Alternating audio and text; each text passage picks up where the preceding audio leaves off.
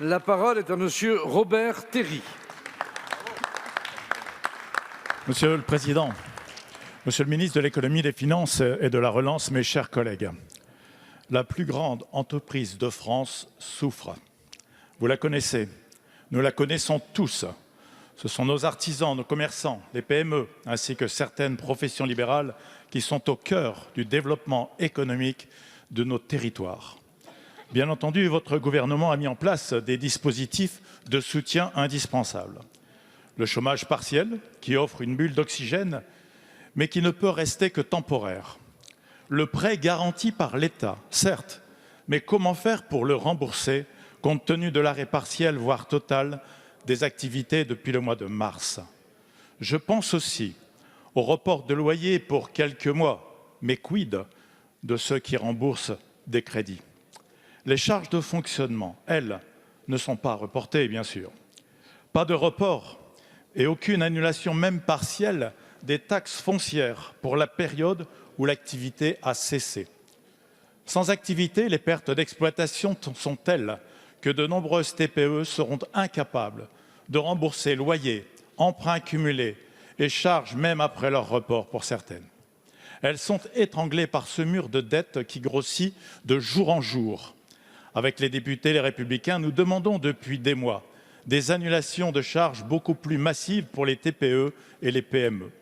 Cela doit être la priorité dans vos choix de dépenses publiques. Sans ces annulations de charges, vous préparez des dépôts de bilan et des faillites en cascade. Êtes-vous donc prêt à engager de plus fortes annulations de charges? Par ailleurs, Monsieur le ministre, les aides que vous proposez le sont sous condition d'un chiffre d'affaires maximal, mais en aucun cas le bénéfice qui est réellement touché n'est pris en compte.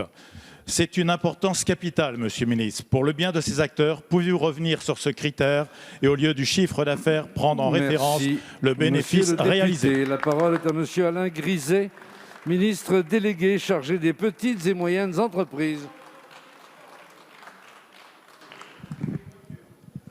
Monsieur le Président, Mesdames, Messieurs les députés, Monsieur le député Terry, merci d'abord de rappeler ce beau slogan. C'était Artisanat, première entreprise de France. Les artisans, les commerçants, les professionnels libéraux, les PME sont au cœur de l'action qu'a menée le gouvernement depuis le confinement. Je crois pouvoir dire que la France a été le pays au monde qui a mis en place les dispositifs les plus adaptés en moyens, en montant pour ces entreprises. Néanmoins, je sais bien qu'il y a beaucoup d'entreprises sur lesquelles il y a des difficultés qui restent. Vous avez cité les loyers, c'est vrai, et nous y travaillons avec Bruno Le Maire. Par ailleurs, au fur et à mesure de l'avancée de la pandémie, nous travaillons sur des secteurs dont nous savons qu'il y a encore des difficultés. Nous avons pris des décisions et lorsque les restaurateurs ont été fermés, sur les entreprises qui ont été obligées d'être fermées par décision de l'État, nous avons passé le fonds de solidarité de 1 500 à 10 000 € pour compenser la perte de recettes. Tout ça, je veux dire, concourt à accompagner les entreprises, à essayer de leur faire passer ce moment de crise qui est douloureux, et nous adoptons nos politiques au fur et à mesure des besoins. Permettez-moi néanmoins de signaler que nous le faisons en essayant de respecter au mieux les problèmes budgétaires. Vous connaissez les difficultés du budget et naturellement, nous comptons sur votre soutien pour nous permettre de comprendre qu'on ne peut pas non plus aller au-delà de ce qu'on a fait, qui est déjà beaucoup, néanmoins, tout en accompagnant les entreprises en difficulté.